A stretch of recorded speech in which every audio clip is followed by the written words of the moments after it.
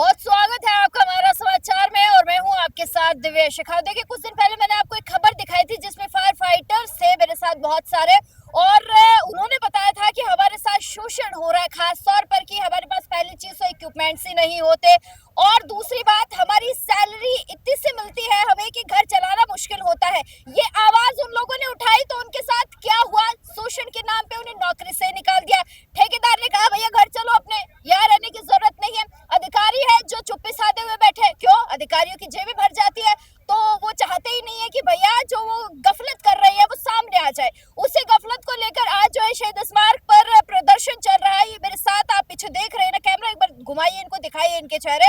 ये वो लोग हैं जो मामूली सी तनख्वाह में काम करते हैं, बिना कुछ बोले हुए, बिना किसी शिकायत के, और उसके बाद बदले में क्या मिलता है? नौकरी से निकाल दिया जाता है। आज ये लोग अपनी पीड़ा लेकर आए हैं। कम से कम सरकार को सुनना चाहिए, जागना चाहिए। आग में ये कूदते हैं, अधिकारी नेता मंत्री नहीं कूदते हैं, लेकिन उसके बाद भी इन लोगों के साथ ये हो रहा है।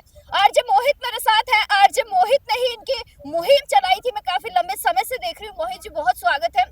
एक बात बताइए, आपका मुहिम चलाना शायद उन पर भारी पड़ गया है, ऐसा कह सकती हूँ मैं? देखिए, क्या होता है कि जब कोई बहुत दिनों तक सोता रहता है तो उसको जगाना पड़ता है। कुंभकर्ण भी बहुत सालों तक सोया तो उसके नाक के आगे जलेबी रखी गई, उसके आगे पकवान रखे गए। तो किसी ना किसी को जगाने के लिए कुछ तो करना ही पड़ता है। तो यहाँ पर हमने सरकार को ये बताया कि पिछले इतने सालों से जो हमारे फायर फाइटर्स हैं, जिनके पास फायर सूट नहीं है, इंश्योरेंस नहीं है, जो होता आया है वो होता आया है, लेकिन अब नहीं। क्योंकि हमें दुख होता है कि जब हमारे अपार्टमेंट्स में आग लग जाती है तो ये लोग रुमाल ढककर उस आग में घुसते हैं। इनके पास ऑक्सीजन मास्क नहीं होता, इनका शरीर जल रहा होता है।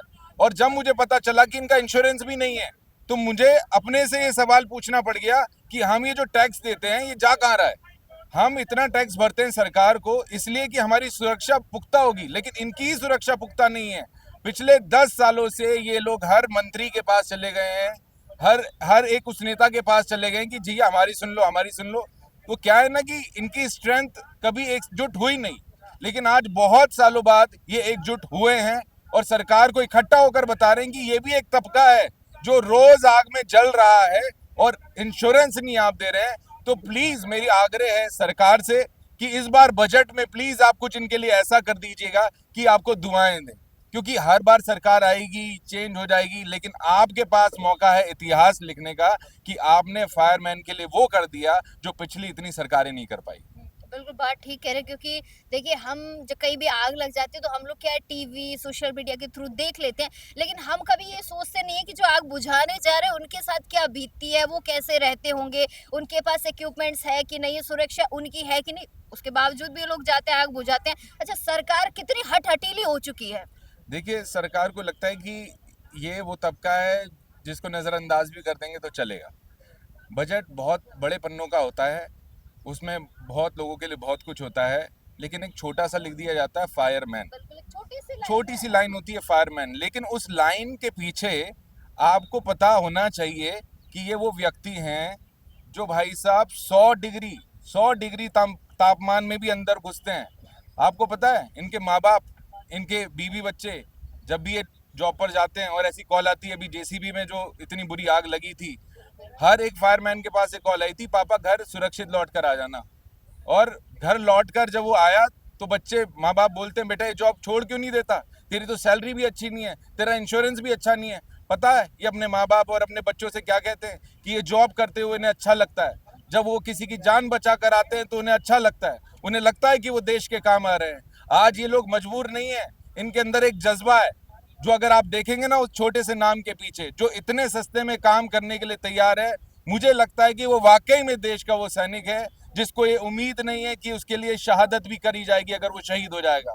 इतना निस्वार्थ ये लोग काम कर रहे हैं। प्लीज आप इनकी सुनिएगा, इस बार बजट में इनके लिए कुछ ऐसा कर दीजिएगा कि आपको बहुत सालों तक याद रखें। और ये आवाज सिर्फ इनकी नहीं है, ये हर उस नागरिक की है जो टैक्स पे कर रहा है इस उम्मीद में कि उन्हें बचाने वाले सुरक्षित रहेंगे। शुक्रिया, इन्होंने बहुत बड़ी बात कही है कि सैनिक की तरह ये लोग भी काम करें। एक वो सैनिक जो सरहद पर खड़ा है, एक ये सैनिक है जो आग बुझाने का काम कर रहा है। अगर ये आग बुझाने नहीं जाएंगे, आप और मैं तो जाएंगे नहीं, हम तो पहले भागेंगे, भैया आग लग रही है मैं नहीं जाऊंगी। इन भैया को तो नौकरी से निकाल दिया। भैया सही कह रही हूँ, अभी भी निकला हुआ हूँ। अभी भी निकले हुए। कोई ठेकेदार वेकेदार कोई अधिकारी ने फोन करके कहा भैया आजा, ये इज्जत छोड़ दे, मीडिया में मत आ? ऐसा कुछ ठेकेदार तो क्या, अधिकारी तो खुद कहता है कि क्या नाम से मंत्रियों का फोन करवा लिया, ठीक करवा ले, किसी को नहीं लगाऊं, कुछ अगर मैं भी हेडफोन नहीं लगाऊंगा, ये कहता है वो। अभी मैंने कल 3-4 दिन से मैं फायर स्टेशन पे डोल रहा हूँ, वहाँ मैं लोगों से बातचीत कर रहा हूँ, वो लोग ये कह रहे हैं कि यार भैया यूँ कह दिया कि क्या नाम से ये विकास सोनी रील बना रहा है, इसको ना कोई लाइक करेगा ना कोई सब्सक्राइब करेगा, कोई भी लाइक सब्सक्राइब कुछ भी किया ना पता लग गया तो तुरंत वो घर का रास्ता दिखा दिया जाएगा। मैं ये कहता हूँ क्या हम उनकी औलाद है कि हमारे माँ बाप की औलाद है? सही बात है। 330 रुपए में दूध का बच्चों का खर्चा नहीं चलता है। 330 सारे जिम्मेदार परमानेंट थोड़ी जाता है, परमानेंट वो करता है।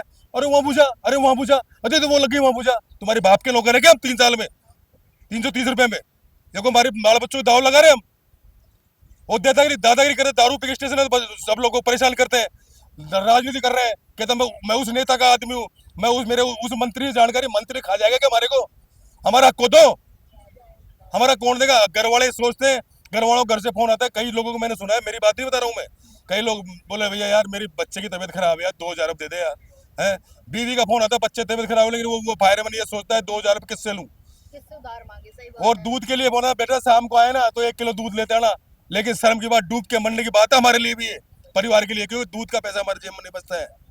हमारा परिवार लोग ये कहते हैं, सब सरकार ये कहती उसको ईडी को छापा मार के उसको वो किया, उसको छापा मार के उसको न्याय दिया।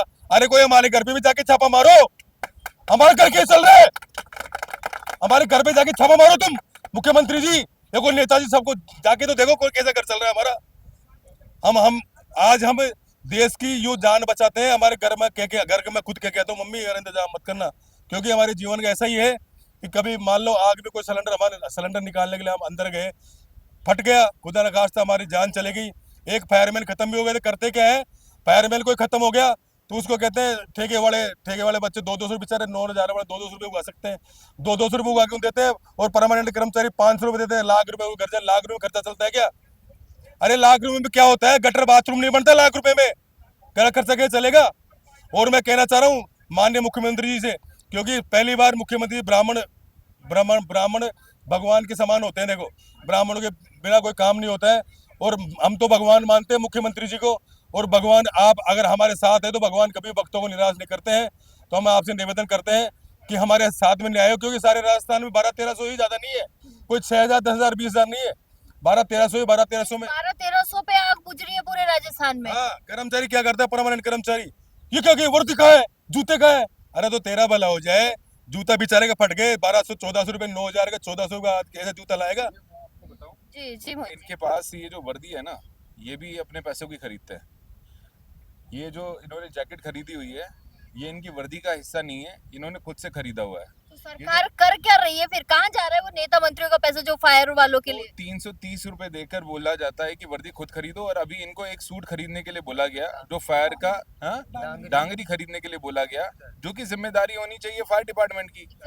2-3 हजार रुपए का वो आता है, आप कुल मिलाकर 8,000 रुपए सैलरी दे रहे हो, 3,000 रुपए की इनसे कहा गया कि खुद अपने पैसे से खरीदें, मतलब खुद अपनी सुरक्षा करो।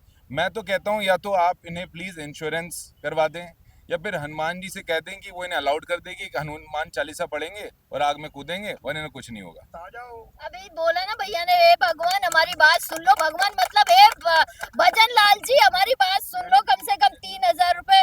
जो सचिवालय है, सेक्रेटरीट है, हाँ। उसके अंदर भी फायरमैन लगे हुए हैं। खुद सीएमओ हाउस में 6,000 रुपये उनको सैलरी मिलती है, 6,000 रुपये में, मतलब 6,000 रुपये सैलरी मिलती है, 12 घंटे ड्यूटी करते हैं।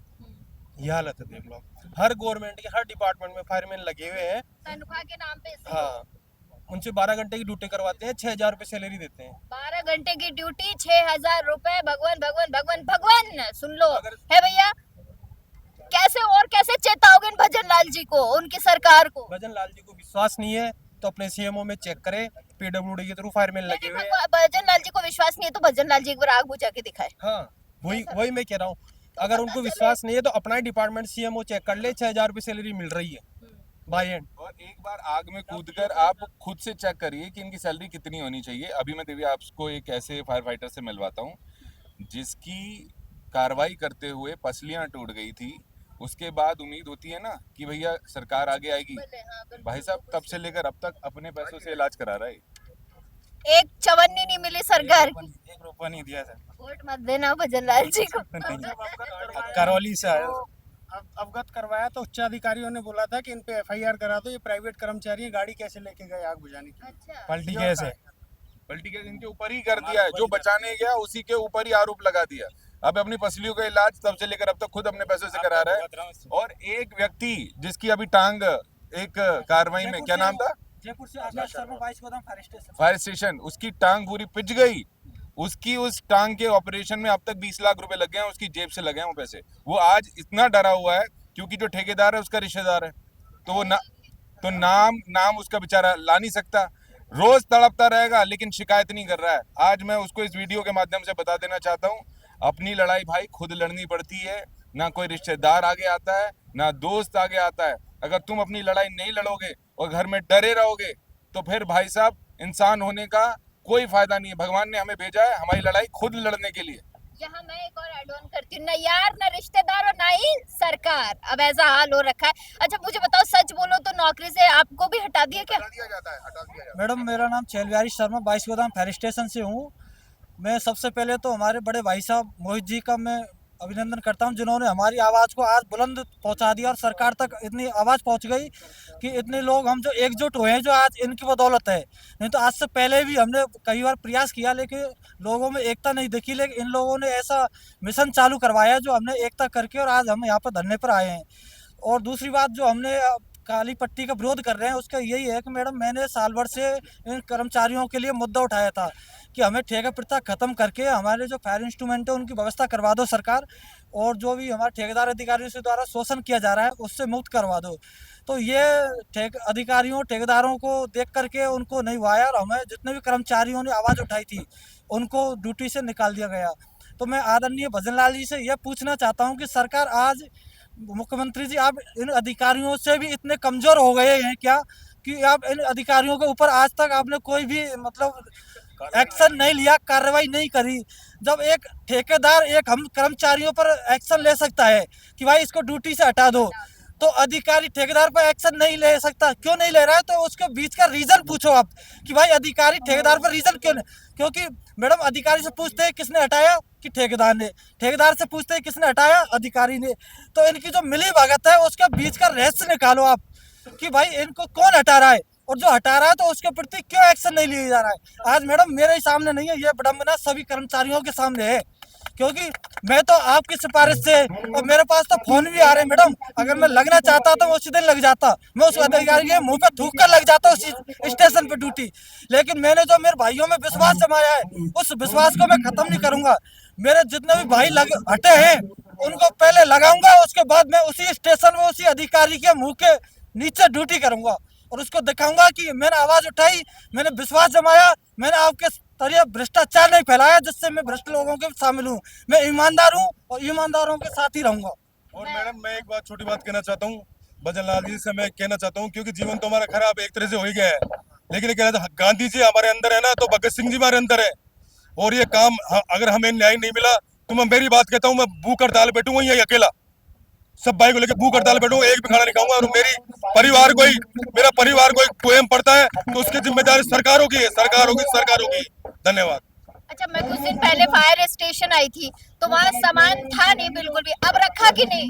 अभी थोड़े बहुत कुछ रखे हैं ताकि मीडिया आ जाए, ताकि हम लोग देखना नहीं। हाँ, और उसके लिए भी दो लड़के रहते हैं, उसकी क्वार्टर गार्ड ड्यूटी लगा दी गई है ताकि कोई भी व्यक्ति अंदर ना आ सके। अधिकारियों ने है ना वो फैक्ट्रियों से और इनसे व्यवस्था करके खुद के किराए पे लेके सामान रख दिया वहाँ पे स्टेशनों पे, ताकि कोई आ जाए मीडिया वाले तो बोलते हैं हाँ, बोले अब आओ मीडिया वाले को पकड़ी ना जाए, हाँ दिखाने के लिए सामान। अब मगर ठीक है 10-15-20 दिन तो हमारा भला हो ही जाएगा, उससे बचे जगह में। ये परमानेंट जो कर्मचारी है बदतमीजी से बोलते हैं काफी, ये बोलते हैं कि जो भी है ना, ये बोलते हैं कि अगर क्या जग मरा रहे हो 330 रुपए में घर जाओ ना, अपने आपके भाई और बैठे हैं, ऐसा बोला सूद तो इनको आपके समाचार के द्वारा बोले थे, आपके समाचार के द्वारा बोला गया था ये। और दूसरी बात यह है मैडम, अगर कोई गवर्नमेंट परमानेंट कर्मचारी एक्सपायर हो जाता है तो उसके लिए गवर्नमेंट तो देगी पैसा, इंश्योरेंस कंपनी अलग देगी, और हम ठेका कर्मचारी परमानेंटों से सभी से चंदा हुआ कर उसको घर को दिया जाएगा।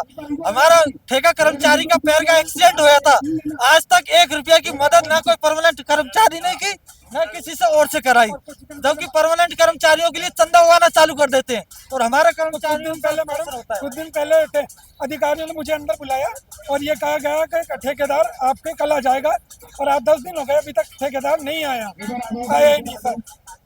330 रुपए मिलते, घर कैसे चलता है?